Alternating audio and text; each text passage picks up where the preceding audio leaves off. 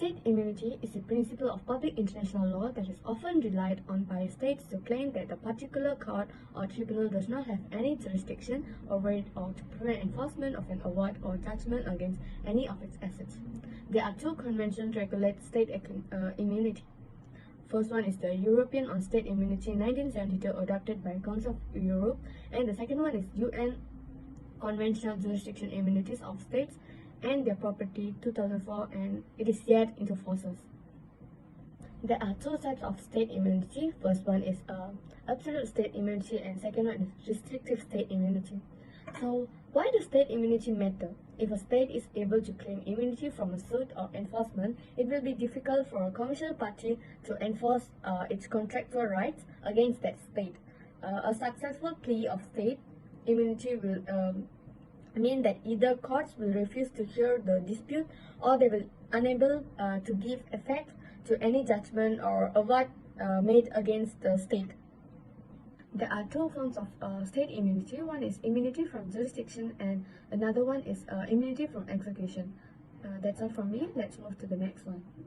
And now I'm going to briefly explain to you about the immunities of state representatives.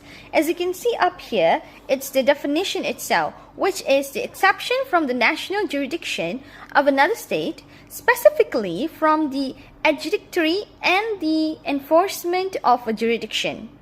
Next up, we're going to look at the types of state representatives. First of all, this is ratione personae, which is personal, and the second is the ratione material, which is the functions. And now let me explain about the ratione personae. It is actually enjoyed by the head of state and some high-ranking state officials, which while in office, and covers all the acts official and private. And next up, we're going to look at the ratione material function, which is enjoyed by all the state officials, which they are immune in respect of acts committed in their official capacities irrespective. As I mentioned before, the immunities are only for the high-ranking representatives, which are three.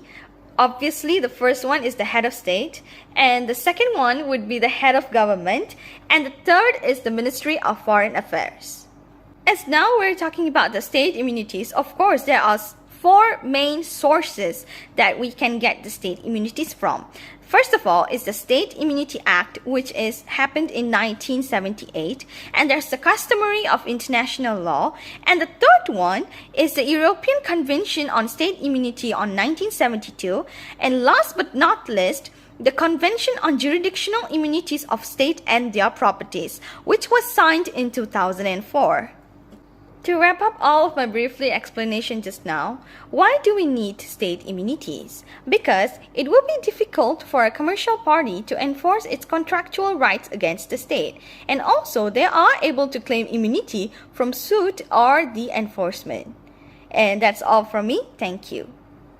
My name is Husna Sazwanina Soha binti Abdullah and my matric number 286196. I will present about diplomatic immunity and protection.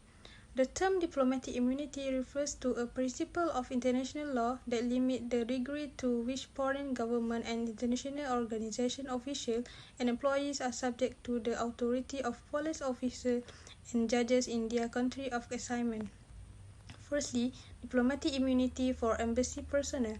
Diplomatic agent that is high-ranking embassy official, ambassador for example, will serve the function of dealing directly with their host country official on behalf of their home country, enjoy the highest degree of immunity.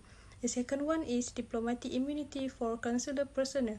Consular personnel generally enjoy less immunity than embassy personnel. Consular officials enjoy full immunity for performance in connection with their official function. Then the last one is diplomatic immunity for international organization representative personnel. International law is often less important than national law when it comes to defining the immunity of representative and personnel of international organizations such as United Nations or International Monetary Fund.